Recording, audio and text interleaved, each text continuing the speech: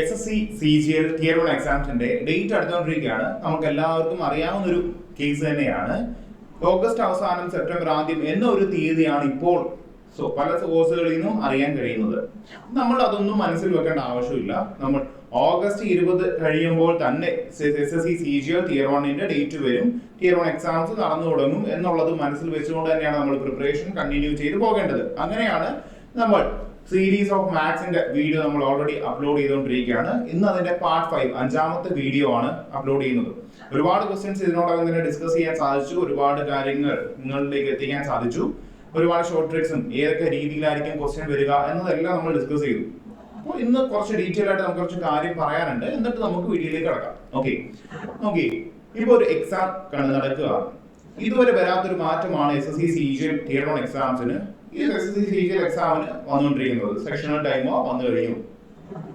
ഇപ്പൊ മാത്സിന്റെ കേസാണ് ഞാൻ ഡിസ്കസ് ചെയ്യുന്നത്. മാത്സ് ഈ കഴിഞ്ഞ വർഷം വരെയുള്ള മാത്സിന്റെ കണ്ടീഷൻ എന്ന് വെച്ചാൽ ബാക്കി 3 ടോപ്പിക്കും, അതായത് റീസണിങ്, ഇംഗ്ലീഷ്, GK, ഈ 3 ടോപ്പിക്കും ഒരു 20 അല്ലെങ്കിൽ 25-30 മിനിറ്റോട് കംപ്ലീറ്റ് ചെയ്തതിനു ശേഷം ബാക്കി 30 മിനിറ്റ്സ് കംപ്ലീറ്റ് ആയിട്ട് അല്ലെങ്കിൽ 25 മിനിറ്റ്സ് കംപ്ലീറ്റ് ആയിട്ട് മാത്സിന് ഇൻവെസ്റ്റ് ചെയ്യുകയായിരുന്നു ഇതുവരെയുള്ള നമ്മളുടെ രീതി. ഇതുവരെ നമ്മൾ എല്ലാവരും അങ്ങനെ തന്നെയാണ് ഫോളോ ചെയ്തു വന്നത്. പക്ഷെ ഇനി അതിന് സാധിക്കില്ല. ഇനി അതിന് സാധിക്കില്ല എന്നത് പറയുന്നതിനോടൊപ്പം പറയേണ്ടത് അന്നത്തെ ക്വസ്റ്റ്യന്റെ ലെവലാണ് നമ്മൾ മനസ്സിലാക്കേണ്ടത്. ഏകദേശം ഒരു 6 മുതൽ 9 ക്വസ്റ്റ്യൻ വരെ നല്ല രീതിയിലുള്ള നല്ല ലെവലുള്ള ക്വസ്റ്റ്യൻസ് വരാറുണ്ടായിരുന്നു. ആ ഒരു പ്രശ്നം നമ്മൾ കടന്നു വന്നത് ഈ ഒരു സമയം നമ്മൾക്ക് ഇൻവെസ്റ്റ് ചെയ്യാൻ ഉണ്ടായിരുന്നു എന്ന ഒരു കണ്ടീഷൻ വെച്ചാണ്. 30 മിനിറ്റ് അല്ലെങ്കിൽ 25 മിനിറ്റ് 25 ക്വസ്റ്റ്യൻ നമുക്ക് ചെയ്യാൻ പറ്റുന്ന കാര്യം തന്നെ ഉള്ളായിരുന്നു. പക്ഷെ ഇനി അതിന് സാധിക്കില്ല. അപ്പോ ഈ സെയിം ലെവൽ ക്വസ്റ്റ്യൻ വരികയാണ് എങ്കിൽ നിങ്ങളൊന്ന് ആലോചിച്ചേ, ഈ സെയിം ലെവൽ ഇതുവരെ വന്നുകൊണ്ടിരുന്ന അതേ ലെവൽ ക്വസ്റ്റ്യൻ വരികയാണെങ്കിൽ 15 മിനിറ്റ് കൊണ്ട് എത്ര ലെവലായ ഒരാൾക്കും അത് ചെയ്തു തീർക്കാൻ പറ്റില്ല. അത് ഷുവറാണ്, ചെയ്തു തീർക്കാൻ പറ്റില്ല. അപ്പോൾ എന്താ നമ്മളുടെ രീതി കുറച്ച് മാറ്റണം. ഇപ്പോൾ ഇതേ ലെവൽ ക്വസ്റ്റ്യൻ വരികയാണെങ്കിൽ നിങ്ങൾ എല്ലാ ക്വസ്റ്റ്യനും ചെയ്തു തീർത്തേ നിങ്ങൾ ബാക്കി അങ്ങോട്ട് പോകും എന്ന് നിങ്ങൾ വിചാരിക്കരുത്.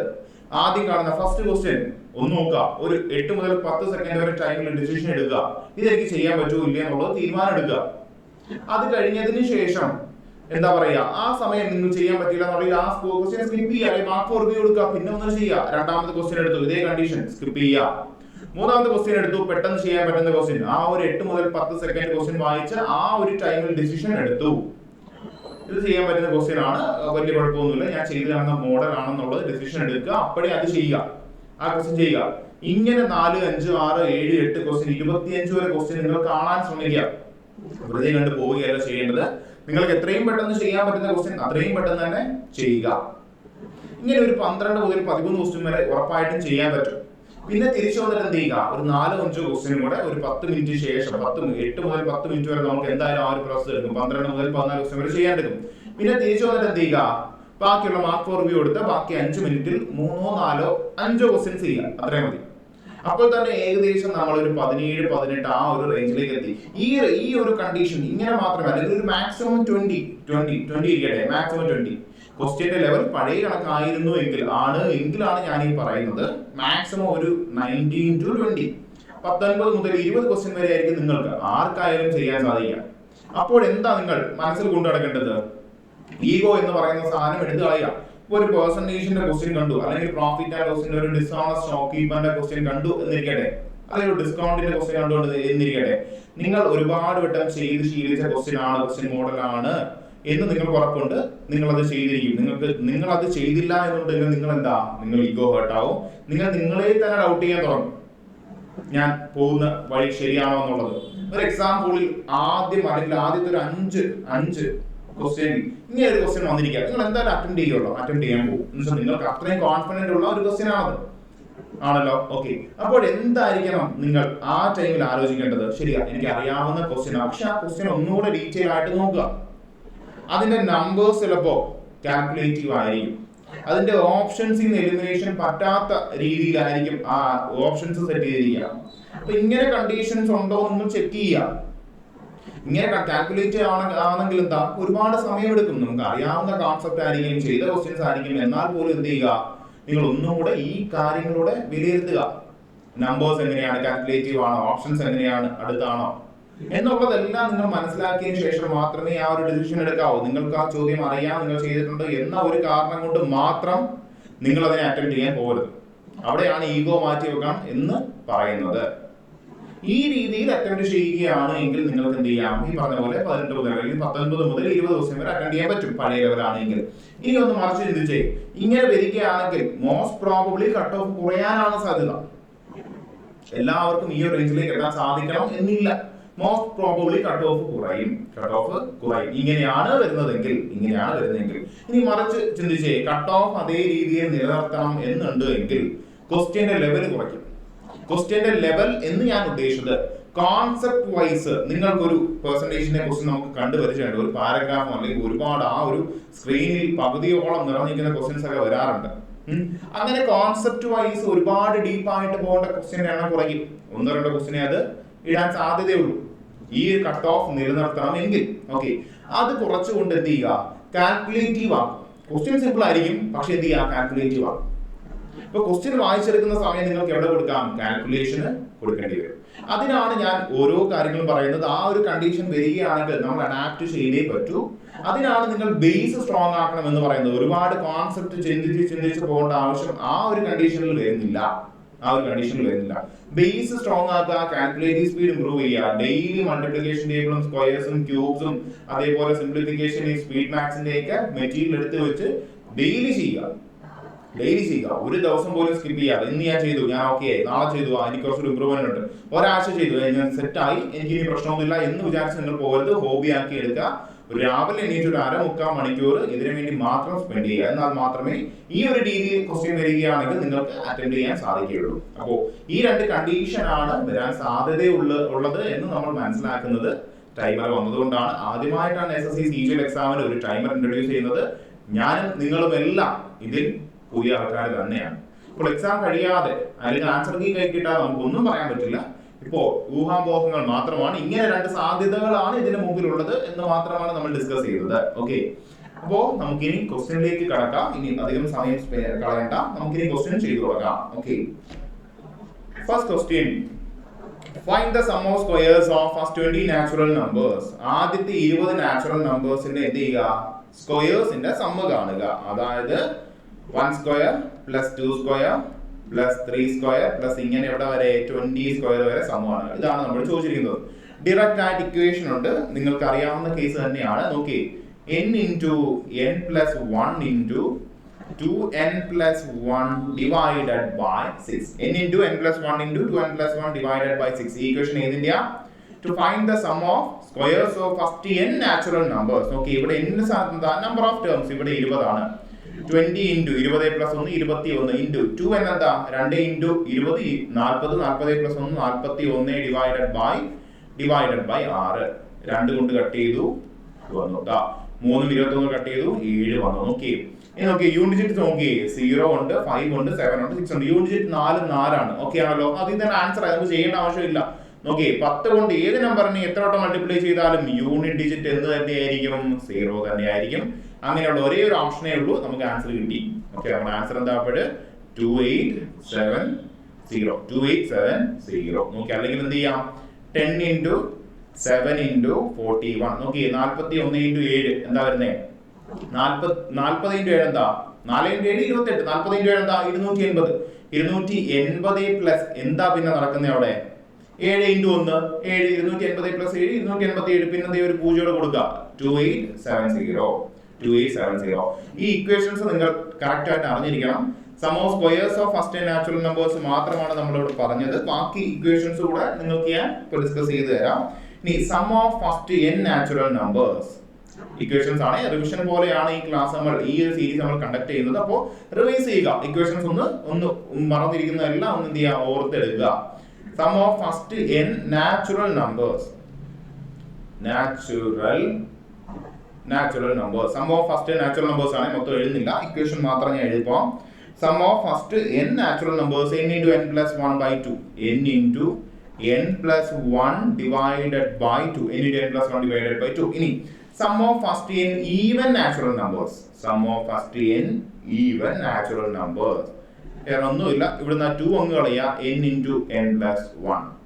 ഇനി sum of first n odd natural numbers എന്താ എടുക്കേണ്ടത്?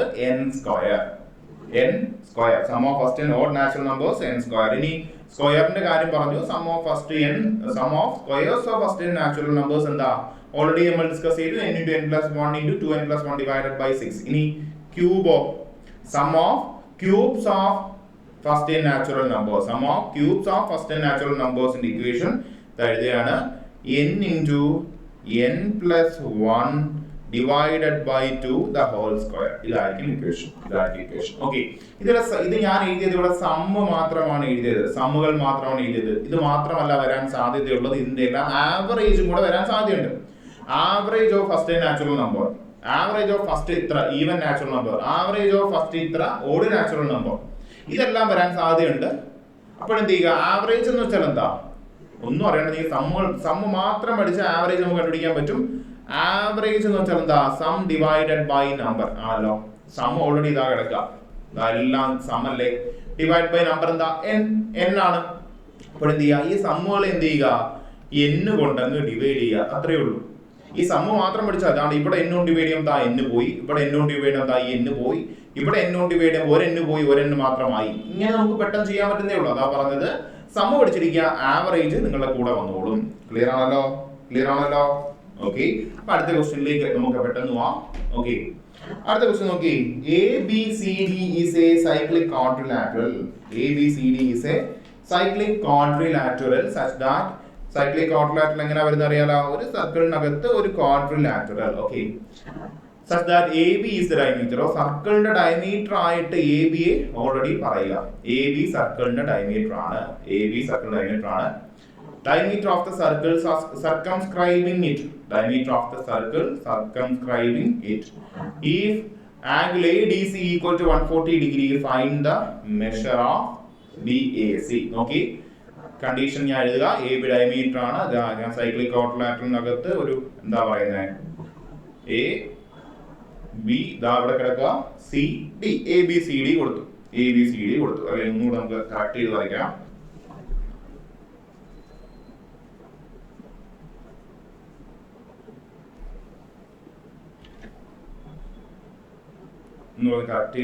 നോക്കി, ഞാൻ സെപ്പറേറ്റ് ഒന്ന് വരയ്ക്കട്ടെ. നോക്കി, AB ഡയമീറ്റർ ആണ്.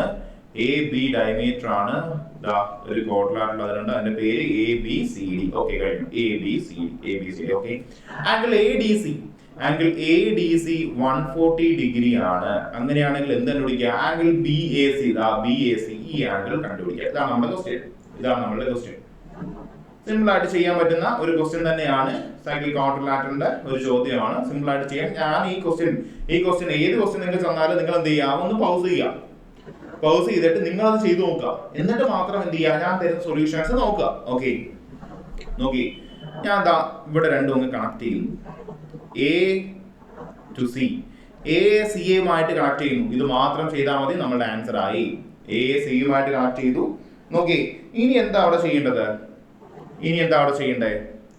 നമുക്ക് കണ്ടുപിടിക്കേണ്ടത് BAC.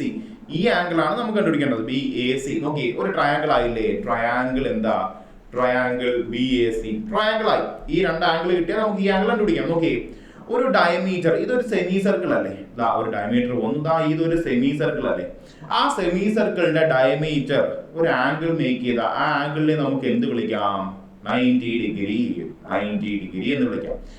ഈ ഡയമീറ്ററിന്റെ ഈ പോയിന്റിൽ നിന്നും എന്ത് ചെയ്യുക? ഒരു ആംഗിൾ മേക്ക് ചെയ്യുക. അതിനെ നമ്മൾ എന്ത് വിളിക്കും?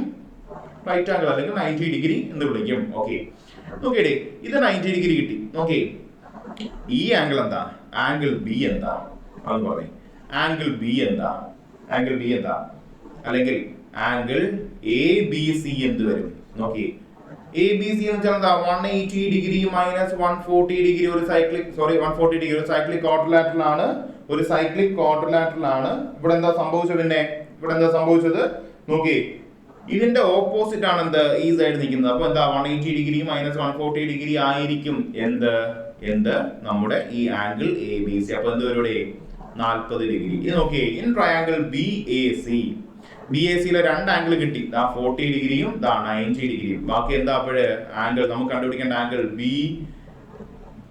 AC എന്ന് പറഞ്ഞാൽ എന്താ 180 ഡിഗ്രി മൈനസ് ബാക്കി ആംഗിളിന്റെ സമ്മ് 90 ഡിഗ്രി പ്ലസ് 40 ഡിഗ്രി ഇത്രയേ ഉള്ളൂ. അപ്പൊ എന്ത് വരും 90 ഡിഗ്രി പ്ലസ് 40 ഡിഗ്രി എന്താടേ 90 degree plus 40 degree 130 degree 180 degree minus 130 degree എന്ത് വരും 50 ഡിഗ്രി 50 ഡിഗ്രി.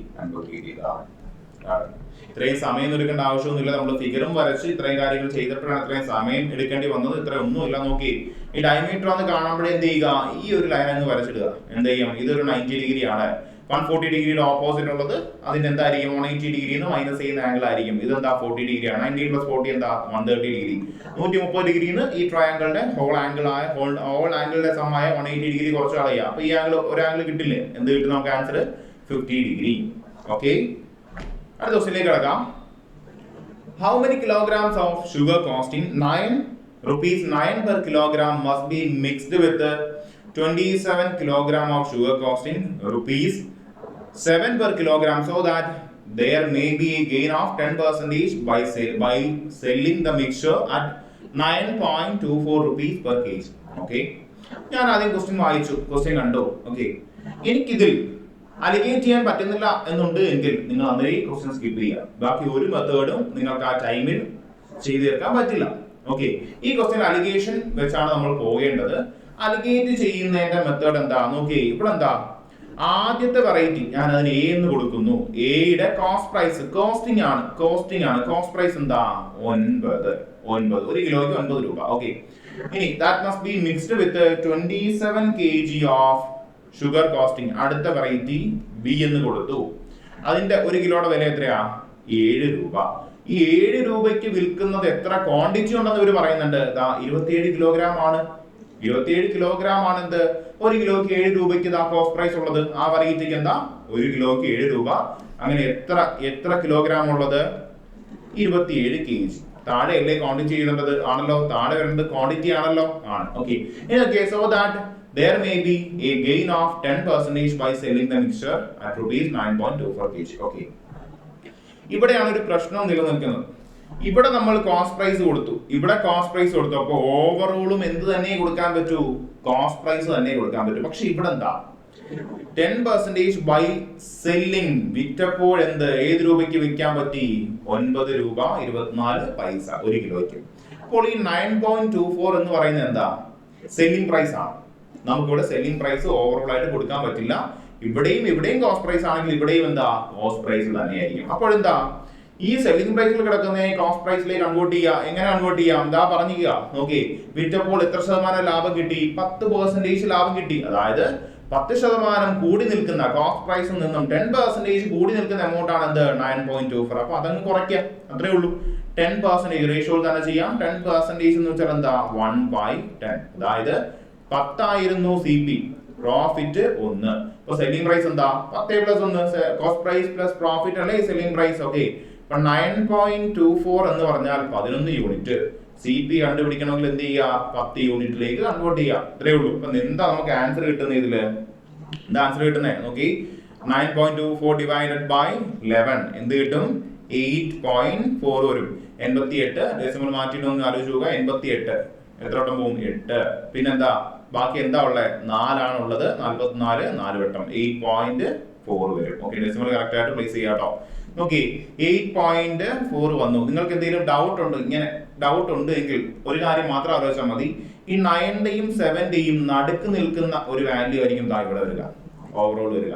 9ന്റെയും 7ന്റെയും നടുക്ക് നിൽക്കുന്ന വാല്യൂ ആയിരിക്കും ഓവറോൾ വരിക. അത് മാത്രം ചിന്തിച്ചാൽ അപ്പൊ നിങ്ങൾക്ക് ഐഡിയ കിട്ടും. ഓക്കെ, ഇനി എന്ത് ചെയ്യുക, വലുതിന്ന് ചെറുത് കുറയ്ക്കുക. 9 മൈനസ് 8.4 എന്ത് കിട്ടും 0.6.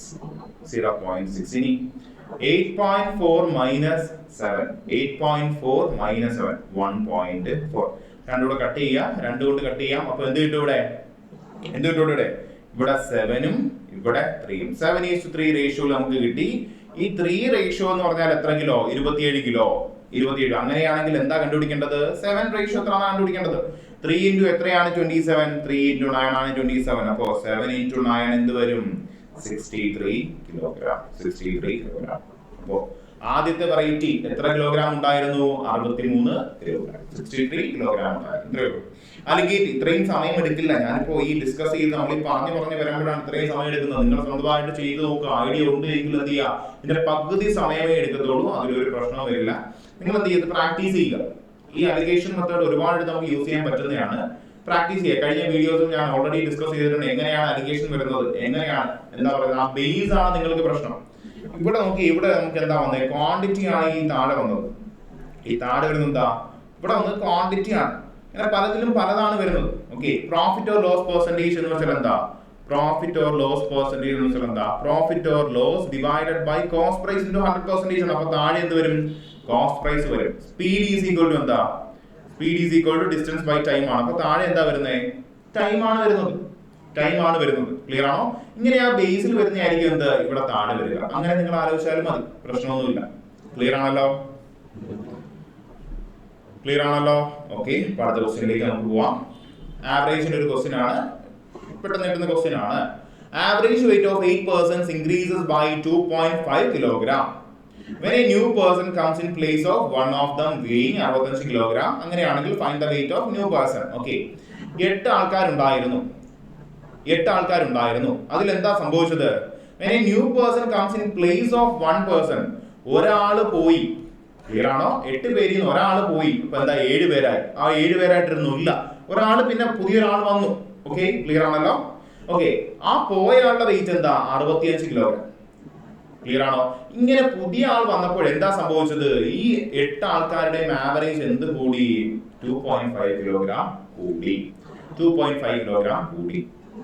ക്ലിയർ ആണോ? നോക്കി, അങ്ങനെയാണെങ്കിൽ പുതിയ ആളുടെ വെയിറ്റ് എത്രയാ? ഇതാണ് ചോദ്യം. നോക്കി, ഈ ഓപ്ഷൻ വഴി നമുക്ക് 12 ഓപ്ഷൻസ് എലിമിനേറ്റ് ചെയ്യാം. നോക്കിയേ, ഈ ആവറേജ് മൊത്തത്തിൽ കൂടി എന്നാണ് പറയുന്നത്. അപ്പോൾ വരുന്ന ആളുടെ വെയിറ്റ് പോയ ആളുടെ കാട്ടിൽ എന്തായിരിക്കണം? കൂടുതലായിരിക്കണമല്ലോ. ആണല്ലോ.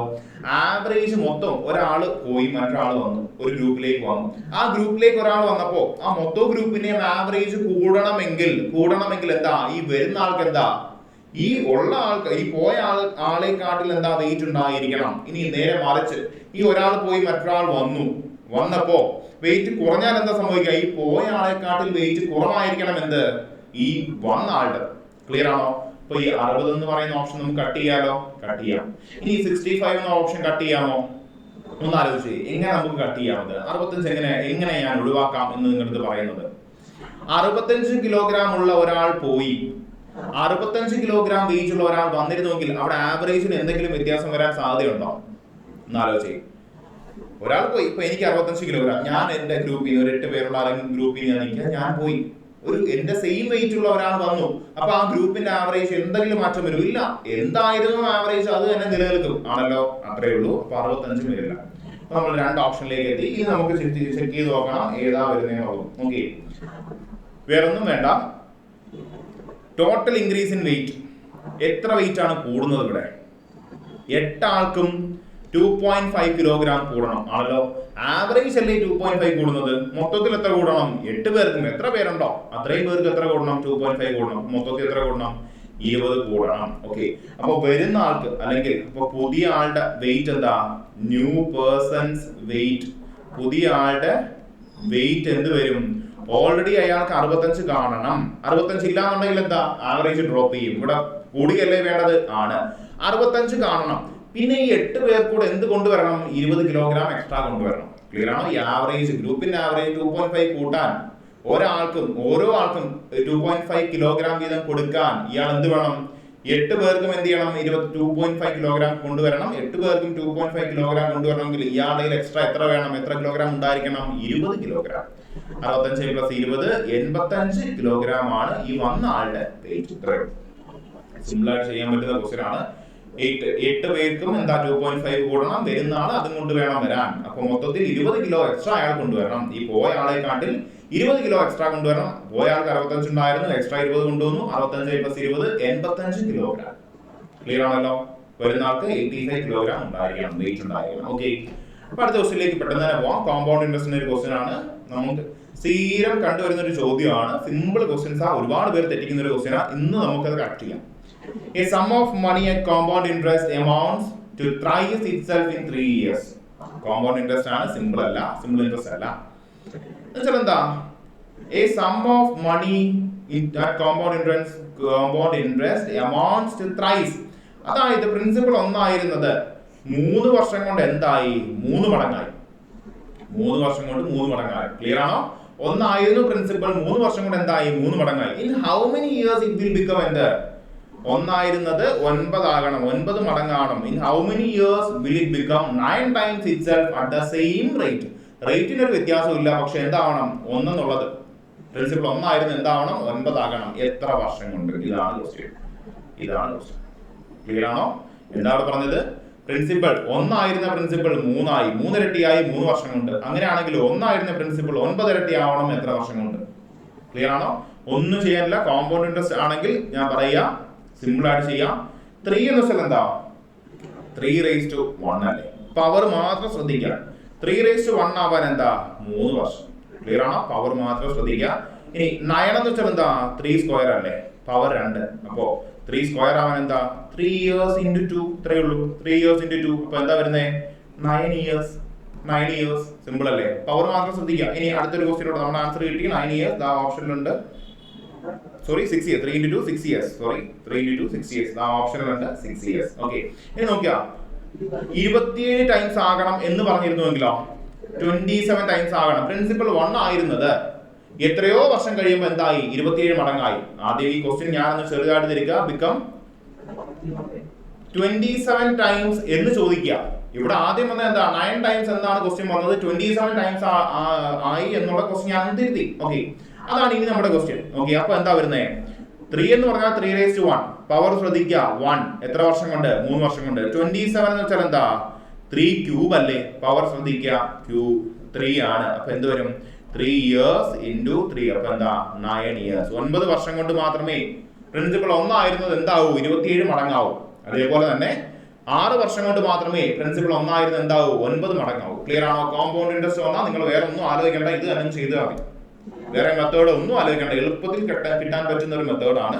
മനസ്സിലായല്ലോ? ഓക്കെ, അപ്പൊ നമുക്ക് അടുത്ത ക്വസ്റ്റ്യനിലേക്ക് പെട്ടെന്ന് പോവാം.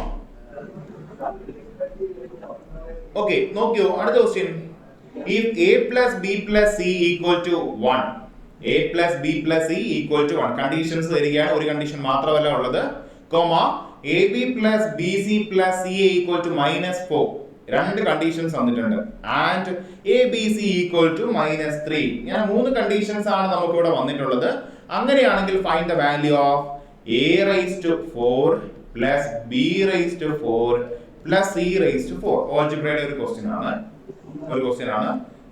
ഓക്കെ, ഈ ഒരു ക്വസ്റ്റ്യൻ നിങ്ങൾ എങ്ങനെയായിരിക്കും അപ്രോച്ച് ചെയ്യേണ്ടത്? ഓൾറെഡി 3 ലെയർ ഓൾറെഡി തന്നിട്ടുണ്ട്, ഹിന്റ് തന്നിട്ടുണ്ട്. അപ്പോൾ ഇങ്ങനെ ഹിന്റ് തന്നിട്ടുണ്ടെങ്കിൽ നിങ്ങൾ വേറെ ഒന്നും ആലോചിക്കരുത്. വാല്യൂ സബ്സ്റ്റിറ്റ്യൂഷൻ മാത്രം ചെയ്യുക. വേറെ ഒന്നും ഇവിടെ ചെയ്യാനേ ചിന്തിക്കരുത്. ഓക്കെ, ക്ലിയർ ആണോ? ഓക്കെ, അപ്പൊ നമ്മൾ എങ്ങനെയാണ് വാല്യൂ സബ്സ്റ്റിറ്റ്യൂട്ട് ചെയ്യുക? ഇവിടെ വാല്യൂ എങ്ങനെ? ഇത് മാറിയാണ്. ഈ ഒരു കണ്ടീഷൻ ഇതില്ല. എ ബി സി -3 നമുക്ക് വേണ്ട.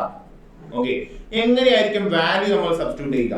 നോക്കിയേ ഞാൻ എക്ക് ഇവിടെ 1 കൊടുക്കുന്നു, ബിക്ക് ഇവിടെ 2 കൊടുക്കുന്നു, സിക്ക് ഇവിടെ -2 കൊടുക്കുന്നു. ക്ലിയർ ആണോ? എക്ക് ഇവിടെ 1 കൊടുക്കുന്നു, ബിക്ക് ഇവിടെ 2 കൊടുക്കുന്നു, സിക്ക് ഇവിടെ -2 കൊടുക്കുന്നു. സാറ്റിസ്ഫൈ ചെയ്യുമോ നോക്കി. a plus b plus c 1 plus 2 3 3 -2 എന്താ? 1. ഫസ്റ്റ് കണ്ടീഷൻ ഫോളോ ചെയ്തു. സെക്കൻഡ് കണ്ടീഷൻ നോക്കി. a b 1 into 2 എന്താ? 2 വരും. പ്ലസ് b c 2 into -2 എന്താ? -4. പ്ലസ് c a -2 into 1 എന്താ? -2. കണ്ടീഷൻ ഫോളോ ചെയ്ത് നോക്കാം. 2 - 4 എന്താ? -2. -2 എന്താ? ദാ കിടക്കുന്നു -4. കണ്ടീഷൻ 2 ഫോളോ ചെയ്തില്ലേ? കണ്ടീഷൻ 2 ഫോളോ ചെയ്യുന്നില്ലേ? ആണല്ലോ, ആണ്. ഇവിടെ -3 ആണ്, -4 ആണ് വരേണ്ടത് കേട്ടോ. അതുകൊണ്ട് മായ്ച്ചു കേട്ടോ. ഓക്കെ, ക്ലിയർ ആണോ? കണ്ടീഷൻ 2 ഫോളോ ചെയ്യുന്നുണ്ട്. നമ്മൾ ഇട്ട വാല്യൂസ് എന്താ? കറക്റ്റ് ആണ്. എക്ക് 1, ബിക്ക് 2, സിക്ക് -2. വാല്യൂ കറക്റ്റ് ആണ്. അപ്പൊ എന്ത് ചെയ്യാ? നേരെ സബ്സ്റ്റിറ്റ്യൂട്ട് ചെയ്യുക. അത്രേ ഉള്ളൂ. ഏതിൽ സബ്സ്റ്റിറ്റ്യൂട്ട് ചെയ്യുക? നമ്മുടെ ക്വസ്റ്റ്യനിൽ സബ്സ്റ്റിറ്റ്യൂട്ട് ചെയ്യുക. a raised to 4 plus b raised to 4 plus c raised to 4. അപ്പൊ എന്ത് വരും? a യുടെ value 1 raised to 4 plus b യുടെ വാല്യൂ 2 ആണ്, 2 raised to 4 പ്ലസ് c യുടെ വാല്യൂ -2 ആണ്, -2 raised to 4. 1 raised to 4 എന്താ? 1. 2 raised to 4 എന്താ? 16. -2 raised to 4 എന്താ? പവർ ഈവൻ ആണ്, അതുകൊണ്ട് എന്ത് ചെയ്യാം, നെഗറ്റീവ് പോവും, നേരെ എന്ത് ചെയ്യുക, പവർ എടുക്കുക. 2⁴ എന്താ 16 തന്നെയാണ്. അപ്പൊ എന്താ നമ്മുടെ ആൻസർ? 16 + 16 32, 32 + 1 33 ആണ് നമ്മുടെ ആൻസർ. അതാ ഓപ്ഷനിലുണ്ട് 33. ക്ലിയർ ആണല്ലോ? ഇങ്ങനെ ക്വസ്റ്റ്യൻ ഈ വാല്യൂ സബ്സ്റ്റിറ്റ്യൂഷൻ നിങ്ങൾക്ക് പെട്ടെന്ന് കിട്ടുന്നില്ല എന്നുണ്ടെങ്കിൽ ഇത് മാർക്ക് ഫോർ റിവ്യൂ എടുത്ത് അവസാനം മാത്രം ചെയ്യാൻ നിൽക്കുക ഈ മോഡൽ ക്വസ്റ്റ്യൻസ്. ഓക്കെ ക്ലിയർ ആണല്ലോ? വാല്യൂ സബ്സ്റ്റിറ്റ്യൂട്ട് ചെയ്യാൻ നിങ്ങൾ ഒരു 10-20 ക്വസ്റ്റ്യൻ ഈ വാല്യൂ സബ്സ്റ്റിറ്റ്യൂഷൻ തന്നെ ഓൾജിബ്ര ഇടുന്ന എന്ത് ചെയ്യുക, ഓൾജിബ്രയിൽ ഇങ്ങനെ വർക്ക് ചെയ്യുക. നിങ്ങൾ കൺവെൻഷനലി ചെയ്ത ക്വസ്റ്റ്യൻസ് എന്ത് ചെയ്യുക, വാല്യൂ സബ്സ്റ്റിറ്റ്യൂഷൻ ഇട്ട് നോക്കുക. എങ്കിൽ മാത്രമേ എനിക്കിപ്പോ പെട്ടെന്ന് കിട്ടിയതെന്ന് വെച്ചാൽ ഈ രീതിയിൽ പ്രാക്ടീസ് ചെയ്ത് വന്നുകൊണ്ടാണ് ഈ രീതിയിൽ പെട്ടെന്ന് കിട്ടുന്നത്. അപ്പൊ നിങ്ങൾ എന്ത് ചെയ്യുക, ഇങ്ങനെയുള്ള ക്വസ്റ്റ്യൻസ് എടുത്ത് അല്ലെങ്കിൽ ഓൾജിബ്രയുടെ ക്വസ്റ്റ്യൻസ് എല്ലാം എന്ത് ചെയ്യുക, വാല്യൂ സബ്സ്റ്റിറ്റ്യൂട്ട് ചെയ്യാൻ ശ്രമിച്ചുകൊണ്ടേയിരിക്കുക. അല്ലാന്നുണ്ടെങ്കിൽ നിങ്ങൾ മാർക്ക് ഫോർ റിവ്യൂ എടുത്ത് അവസാനം വരിക. ഓക്കെ ആണല്ലോ? ഓക്കെ, അപ്പൊ നമുക്ക് അടുത്ത ക്വസ്റ്റ്യനിലേക്ക് പെട്ടെന്ന് പോവാം. മിക്സ്ചറിന്റെ ഒരു ക്വസ്റ്റ്യൻ ആണ്, നോക്കിയോ എങ്ങനെയാ ചെയ്യേണ്ടത്.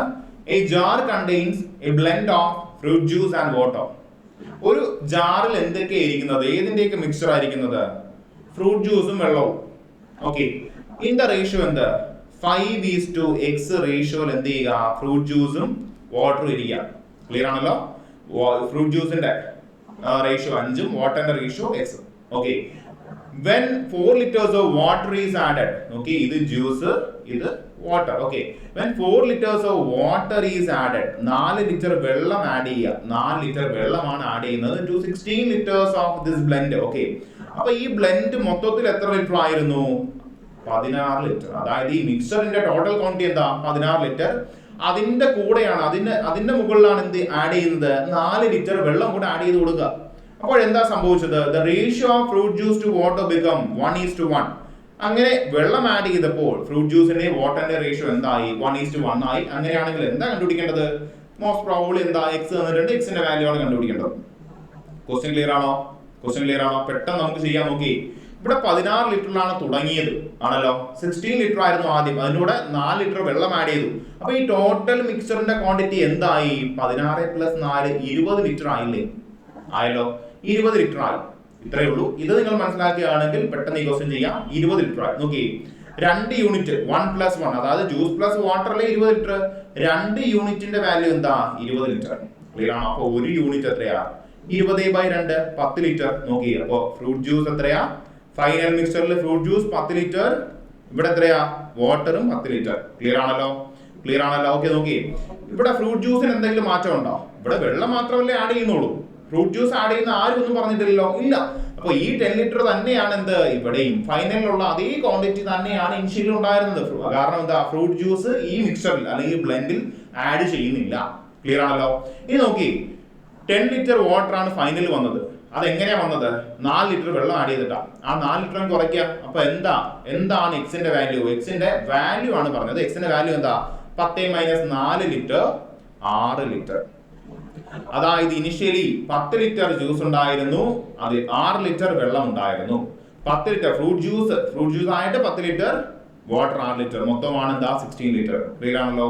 10ഉം 6 കൂടെ കട്ട് ചെയ്താൽ എന്താണ് വരുന്നത്, 10ഉം 6 കൂടെ കട്ട് ചെയ്താൽ 2 കൊണ്ട് കട്ട് ചെയ്യാം, 5:3. അപ്പൊ എക്സിന്റെ വാല്യൂ എന്താ വന്നേ, 3. ഓപ്ഷനിൽ 3 ഉണ്ടോ? ഉണ്ട്. സിമ്പിൾ ആയിട്ട് ചെയ്യാൻ പറ്റുന്ന ക്വസ്റ്റ്യൻ ആണിത്. ഒരുപാട് സമയം ഒന്നും എടുക്കില്ല, എക്സ്പ്ലനേഷനോടെ വരുന്നതുകൊണ്ടാണ് ഈ ഒരു ടൈം എടുക്കുക. സിമ്പിൾ ആയിട്ട് ചെയ്യാൻ പറ്റുന്നത്. ഇതൊന്നും ആലോചിക്കേണ്ട. ആദ്യം 16 ലിറ്റർ ഉണ്ടായിരുന്നു, ഒരു മിക്സർ ആണ് ഇരുന്നത്, അതിലെന്ത് ചെയ്തു, 4 ലിറ്റർ വെള്ളമാണ് ആഡ് ചെയ്തത്, 4 ലിറ്റർ വാട്ടർ ആഡ് ചെയ്തു. അങ്ങനെ എന്തായി, അപ്പൊ മൊത്തം എന്താവും, 20 ലിറ്റർ മിക്സർ ആകും. 2 യൂണിറ്റ് എന്ന് പറഞ്ഞാൽ 20 ലിറ്റർ, 1 യൂണിറ്റ് എത്രയാ, 10 ലിറ്റർ. അപ്പൊ ഫ്രൂട്ട് ജ്യൂസ് 10 ലിറ്റർ, വെള്ളം 10 ലിറ്റർ. ഫ്രൂട്ട് ജ്യൂസിന് ഒരു മാറ്റവും ഇല്ല, ഫൈനലിലുള്ള തന്നെയാണ്, ഇനിഷ്യലിലും 10 ലിറ്റർ തന്നെയാണ്. പക്ഷേ വെള്ളത്തിന് മാറ്റമുണ്ട്. ഫൈനലിൽ 10 ലിറ്റർ ആക്കിയത് 4 ലിറ്റർ കൊണ്ട് ആഡ് ചെയ്തിട്ടാണ്. അപ്പോൾ എന്ത് ചെയ്യുക, 4 ലിറ്റർ കുറയ്ക്കാം. 10 ൽ 4 പോയാൽ എന്താ, 6 ലിറ്റർ ആണ് ഇനിഷ്യലി ഉണ്ടായിരുന്നത്. ക്ലിയർ ആണോ? അപ്പോൾ 10 ലിറ്ററും 6 ലിറ്ററോട് കട്ട് ചെയ്താൽ 2 കൊണ്ട് ഡിവൈഡ് ചെയ്യാലോ. അപ്പൊ എന്ത് കിട്ടും, 5:3. 5 റേഷ്യോ ഓൾറെഡി നമുക്ക് ജ്യൂസിനെ പറഞ്ഞിട്ടുണ്ട്. അപ്പൊ വാട്ടറിന്റെ എന്താ, 3 റേഷ്യോ, 3 യൂണിറ്റ്. ഓക്കെ, അടുത്ത ക്വസ്റ്റ്യനിലേക്ക് പോവാം. ഓക്കെ, പ്രോഫിറ്റ് ആൻഡ് ലോസിന്റെ ഒരു ക്വസ്റ്റ്യൻ ആണ്. ഡിസ്കൗണ്ട് വരുന്ന ഒരു ക്വസ്റ്റ്യൻ ആണ്. നോക്കി, A dealer marks is good in such a way that even after giving 20% discount he gains 20%. Full stop. If the cost price of the article is 600, find its marked price. Simple question ആണ്. ഒരു equation മാത്രം അറിഞ്ഞിരുന്നാൽ മതി. ഇവിടെ എന്തുണ്ട്, discount ഉണ്ട്, profit ഉണ്ട്, ഇത്രയേ ഉള്ളൂ. കോസ്റ്റ് പ്രൈസ് ഇവിടെ 600 ആണ്. Cost price by market price എന്ന് വെച്ചാൽ എന്താ? 100 minus discount divided by 100 plus profit. ഇത് മാത്രം അറിഞ്ഞിരുന്നാൽ മതി. ഇല്ലാന്നുണ്ടെങ്കിൽ നിങ്ങൾ ഒരുപാട് മെത്തേഡ് നിങ്ങൾ നോക്കേണ്ടി വരും, ഒരുപാട് സമയം എടുക്കേണ്ടി വരും ചെയ്ത്. അങ്ങനെ മാത്രമേ ഈ ഒരു ഇക്വേഷൻ അറിയില്ല എന്നുണ്ടെങ്കിൽ ഈ ഒരു ക്വസ്റ്റ്യൻ സോൾവ് ചെയ്യാൻ പറ്റും. അതിന്റെ ഒന്നും ആവശ്യമില്ല. നോക്കി ഇവിടെ ഡിസ്കൗണ്ട് എന്താ? 20% തന്നെയാണ്. 100 മൈനസ് 20 ഡിവൈഡഡ് ബൈ പ്രോഫിറ്റും 20 തന്നെയാണ്. 100 പ്ലസ് 20 അപ്പൊ എന്ത് കിട്ടും? 80 ബൈ 120. നോക്കി 40 × 2 ആണ് 80, 40 × 3 ആണ് 120. അപ്പൊ നമുക്ക് കോസ്റ്റ് പ്രൈസ് ബൈ മാർക്കറ്റ് പ്രൈസിന്റെ റേഷ്യോ കിട്ടി 2/3 അല്ലെങ്കിൽ 2:3. നോക്കി അതിൽ മാർക്കറ്റ് പ്രൈസ് ആണ് കണ്ടുപിടിക്കാനുള്ളത്. Cost price തന്നിട്ടില്ലേ? 2 യൂണിറ്റിന്റെ വാല്യൂ എന്താ? 600 600 ആണ്. അങ്ങനെയാണെങ്കിൽ 3 യൂണിറ്റിന്റെ വാല്യൂ എന്താ? ഇതാണ് ക്വസ്റ്റ്യൻ. 2 യൂണിറ്റ് 600 ആണ്. 2 × എത്രയാണ് 600 വരിക? 2 × 300 അല്ലേ 600 വരിക. അപ്പൊ 3 × 300 എന്താ വരിക? ഓൾറെഡി ഇതാ ആൻസർ ഉണ്ട്. 900 ആണ് നമ്മുടെ ആൻസർ. 3 × 300 എന്താ? 900. ഓക്കെ. അപ്പൊ കോസ്റ്റ് പ്രൈസ് 600 ആണ്, മാർക്കറ്റ് പ്രൈസ് 900 ആണ്. ഡയറക്റ്റ് ആയിട്ട് ഒരേ ഒരു ഇക്വേഷൻ മാത്രമേ നമ്മൾ കൊടുത്തുള്ളൂ, വേറെ ഒന്നും നമ്മൾ ചെയ്തില്ല. കോസ്റ്റ് പ്രൈസ് ബൈ മാർക്കറ്റ് പ്രൈസിന്റെ റേഷ്യോ എന്ന് പറയുന്നത് 100 minus discount percentage divided by 100 plus profit percentage. പെട്ടെന്ന് നമുക്ക് ആൻസറിലേക്ക് എത്താൻ സാധിച്ചു. ഓക്കെ. അപ്പൊ ഇക്വേഷൻ നിങ്ങൾ ഓർത്ത് വെക്കാം. വളരെ ഇമ്പോർട്ടന്റ് ആണ് ഈ ഇക്വേഷൻ, മറന്നു പോകരുത്. ഒരുപാട് നിങ്ങളെ യൂസ് ചെയ്യാൻ പോകുന്ന ഒരു ഇക്വേഷൻ ആണ്. ഓക്കെ. അടുത്തൊരു ക്വസ്റ്റ്യൻ, നല്ലൊരു ക്വസ്റ്റ്യൻ ആണ്. x is equal to √7 plus 4√3. Then find the value of x plus 1/x. x plus 1/x. നല്ലൊരു ക്വസ്റ്റ്യൻ ആണ്. പക്ഷെ കുറച്ച് ആലോചിച്ചാൽ മാത്രമേ നമുക്ക് ഈ ക്വസ്റ്റ്യൻ കിട്ടൂ. ഇങ്ങനെ ഒരു ക്വസ്റ്റ്യൻ കിട്ടിയാൽ നിങ്ങൾ എന്ത് ചെയ്യുക? ഒന്ന് സ്കിപ്പ് ചെയ്യുക. മാർക്ക് ഫോർ റിവ്യൂ കൊടുത്ത് സ്കിപ്പ് ചെയ്തിട്ട് പിന്നെ തിരിച്ചു വരിക. എങ്ങനെയാണെന്ന് എത്രയും പെട്ടെന്ന് ചെയ്യാനുള്ള മെത്തേഡ് ഞാനിപ്പോൾ ഡിസ്കസ് ചെയ്യാം. നോക്കി, x is equal to √7 plus 4√3.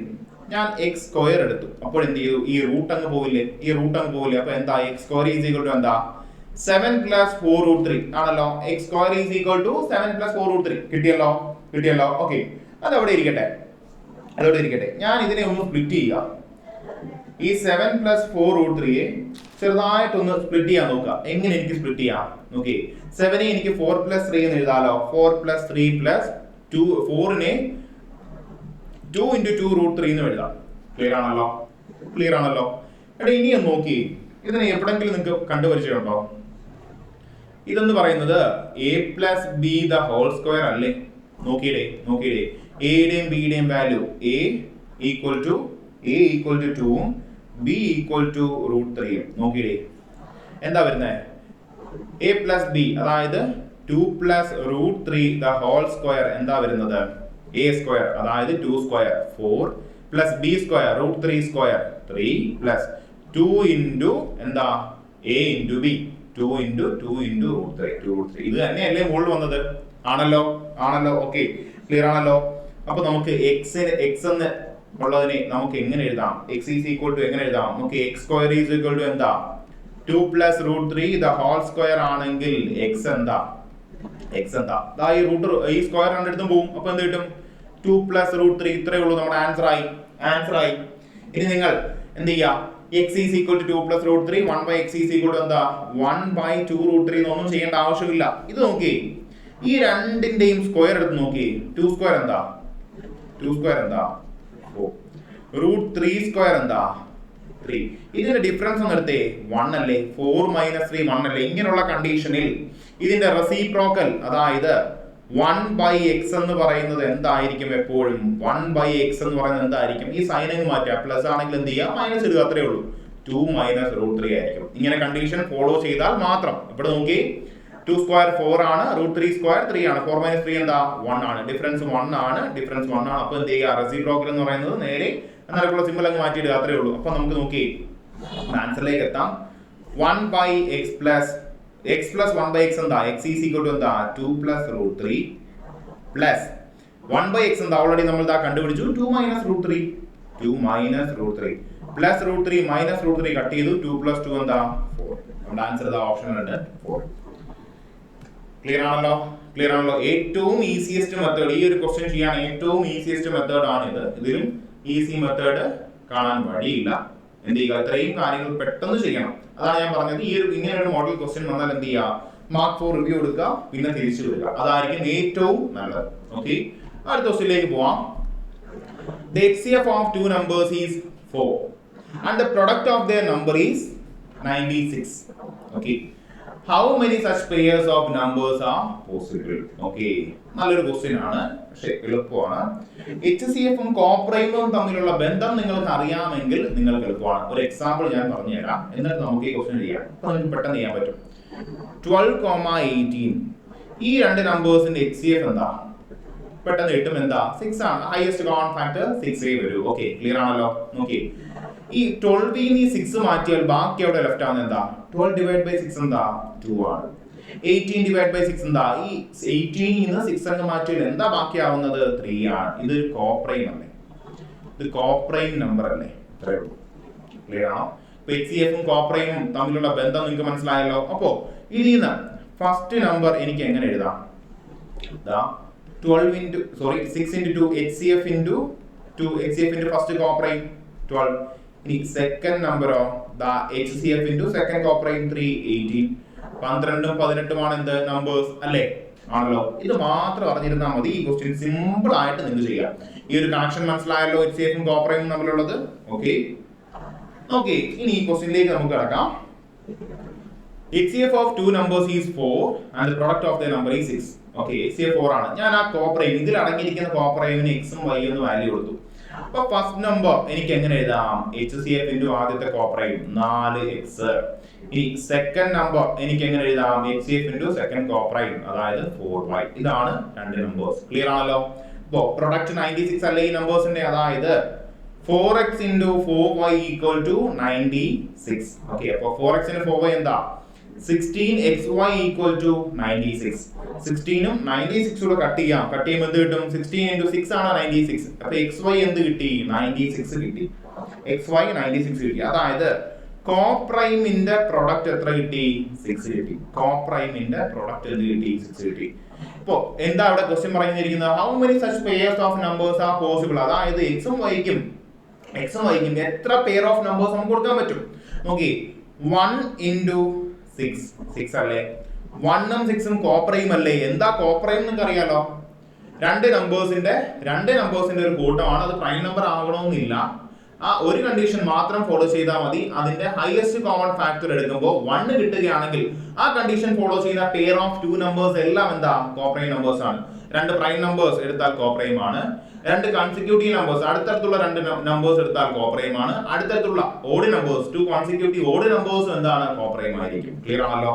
ഈ കണ്ടീഷൻ മാത്രം ഫോളോ ചെയ്താൽ മതി. HCF എന്തായിരിക്കണം? 1 ആയിരിക്കണം. ഓക്കെ, 1 into 6 എന്താ? 6 ആണ്. കോപ്രൈം അല്ലേ? 1 ഉം 6 ഉം കോപ്രൈം അല്ലേ? ആണ്. ഇനി നോക്കി, ഇനി എന്തെങ്കിലും പേരുണ്ടോ? 2 into 3 6 അല്ലേ? 2 3 എന്താ? കോപ്രൈം അല്ലേ? അപ്പൊ നമുക്ക് എത്ര പെയർ ഓഫ് നമ്പേഴ്സ് ഇവിടെ ഫോം ചെയ്യാൻ പറ്റും?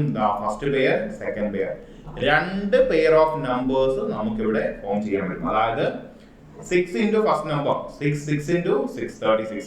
ഇത് ഫസ്റ്റ് പെയർ ഓഫ് നമ്പർ. ഇനി 6 into 2 എന്താ? 12. 6 into 3 എന്താ? 18.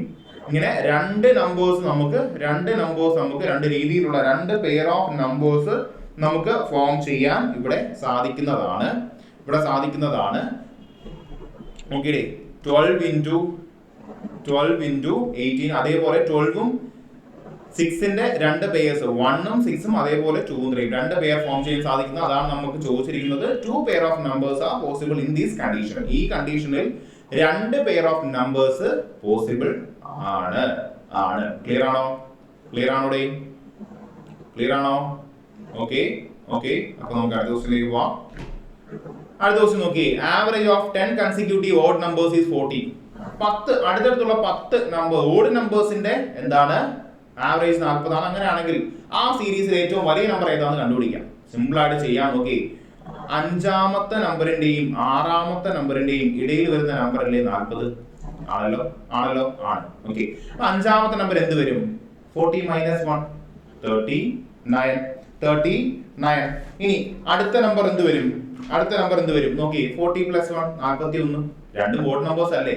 ഇവിടുന്ന് എത്ര ദൂരം പോകണം? ഇനി ലാർജസ്റ്റ് നമ്പറിലേക്ക് എത്താൻ 8 പോകണം. അപ്പൊ എന്താ? 41 plus 8 എന്താ? 49. ആൻസർ കിട്ടി. ഇനി സ്മോളസ്റ്റ് നമ്പർ ചോദിച്ചാലോ? ഇവിടുന്ന് എത്ര ദൂരം പോകണം? 8 ദൂരം കുറയണം. 39 minus 8 എന്താ? 31. ആൻസർ കിട്ടി. സ്മോളസ്റ്റ് നമ്പർ 31, ലാർജസ്റ്റ് നമ്പർ എന്താ? 49. എന്തുകൊണ്ടായി +8 പോകേണ്ടി വന്നത്? ഓഡ് നമ്പേഴ്സ് ആണ്. കൺസിക്യൂട്ടീവ് നമ്പേഴ്സ് എന്ന് പറഞ്ഞാൽ എന്താ? 8 പോണ്ട, +4 ചെയ്താൽ മതി. കൺസിക്യൂട്ടീവ് ഈവൻ നമ്പേഴ്സ് എന്ന് പറഞ്ഞാൽ എന്താ? പിന്നെയും 8 പോണം, ഗ്യാപ്പ് സെയിം ആണ്. അല്ലെങ്കിൽ ഇങ്ങനെയുള്ള സീരീസ് വന്നാൽ ഡയറക്റ്റ് ആയിട്ടുള്ള ഇക്വേഷൻ പറഞ്ഞുതരാം. ലാർജസ്റ്റ് നമ്പർ കണ്ടുപിടിക്കേണ്ട ഇക്വേഷൻ എന്ന് പറയുന്നത് average plus n minus 1. n എന്ന് പറഞ്ഞാൽ എന്താ? Number of terms. ഇവിടെ അത് 10 ആണ്. ചെയ്തു നോക്കാം. ആവറേജ് എന്താ? 40 പ്ലസ് 10. n എന്ന് പറഞ്ഞാൽ 10 ആണ്. ഇവിടെ 10 മൈനസ് 1. 40 പ്ലസ് 9 എന്താ? 49. ഇനി സ്മോളസ്റ്റ് നമ്പർ, ഇങ്ങനെയുള്ള സീരീസ് ഏത് വന്നാലും നമുക്കിത് അപ്ലൈ ചെയ്യാൻ പറ്റുന്നതാണ്. സ്മോളസ്റ്റ് നമ്പർ എന്ന് പറഞ്ഞാൽ എന്താ? Average minus n minus 1. Average minus n minus 1. അപ്പൊ എന്ത് കിട്ടും? ആവറേജ് എത്രയാ? 40 മൈനസ് n മൈനസ് 1 എന്താ? 10 മൈനസ് 1 9. 10 മൈനസ് 1 9. 40 മൈനസ് 9 എന്താ? 31. ആൻസർ കിട്ടി. 31. ഇങ്ങനെ സിമ്പിൾ ആയിട്ട് ചെയ്യാൻ പറ്റുന്ന ക്വസ്റ്റ്യൻസ് ആണ് ഇതെല്ലാം. ഓക്കെ, ക്ലിയർ ആണല്ലോ? ഓക്കെ, ഇപ്പോൾ ക്ലിയർ ആണ്. ഇത്രയും പറഞ്ഞ ക്വസ്റ്റ്യൻസ് നിങ്ങൾക്ക് ഓക്കെ ആണല്ലോ? ഓക്കെ. അപ്പൊ നമുക്ക് അടുത്തൊരു സീരീസുമായിട്ട് നമ്മൾ ഉടനെ വരും. അതിന് മുമ്പ് ഒരു കാര്യം പറയാം. നമുക്ക് SSC CGL എക്സാമിന് വേണ്ടി പ്രിപ്പയർ ചെയ്യുന്ന കുട്ടികളാണ് നിങ്ങളെങ്കിൽ നിങ്ങൾക്ക് ഒരു ഓൺലൈൻ ആയിട്ട് കോഴ്സ് നമ്മൾ സ്റ്റാർട്ട് ചെയ്തിട്ടുണ്ട്. ഏകദേശം 4500 രൂപയാണ് അതിന്റെ പ്രൈസ് വരിക. ഡീറ്റെയിൽസിന് താഴെ കാണുന്ന നമ്പറിൽ നിങ്ങൾ വിളിച്ചൊന്ന് തിരക്കുക. അഡ്വാൻസ്ഡ് ആയിട്ടുള്ള ഫാക്കൽറ്റീസ് നിങ്ങളുടെ മുമ്പിലേക്ക് ക്ലാസ്സസ് പ്രസന്റ് ചെയ്യുന്നതായിരിക്കും. അപ്പോൾ നിങ്ങൾ ഇൻട്രസ്റ്റഡ് ആണെങ്കിൽ നിങ്ങൾ വെറുതെ ഒന്ന് വിളിച്ചെങ്കിൽ എന്ത് ചെയ്യുക? ഒന്ന് എൻക്വയറി നടത്തുക. നിങ്ങൾക്ക് യൂസ്ഫുൾ ആയിരിക്കും. അപ്പോൾ എല്ലാവരും എന്ത് ചെയ്യുക? ഒന്ന് ഉപയോഗിക്കാൻ ശ്രമിക്കുക. അപ്പോൾ ഈ ഒരു വീഡിയോ അവസാനിക്കേണ്ട സമയമായി. അടുത്തൊരു സീരീസുമായിട്ട് ഇതിന്റെ കണ്ടിന്യൂഷൻ ആയിട്ട് തന്നെ നമ്മൾ തൊട്ടടുത്ത ദിവസങ്ങൾ തന്നെ നിങ്ങളുടെ മുമ്പിൽ എത്തുന്നതായിരിക്കും. എന്തെങ്കിലും കൺസേൺ ഉണ്ടെങ്കിൽ നിങ്ങൾ അറിയിക്കുക. എന്തെങ്കിലും സെഷൻസ് ആഡ് ചെയ്യണമെങ്കിൽ നിങ്ങൾ അതും അറിയിക്കുക. എല്ലാം നമ്മൾ കൺസിഡർ ചെയ്യുന്നതായിരിക്കും. അപ്പോൾ എല്ലാവരും നല്ല രീതിയിൽ പ്രിപ്പയർ ചെയ്യുക. പ്രിപ്പറേഷൻ കണ്ടിന്യൂ ചെയ്തുകൊണ്ടിരിക്കുക.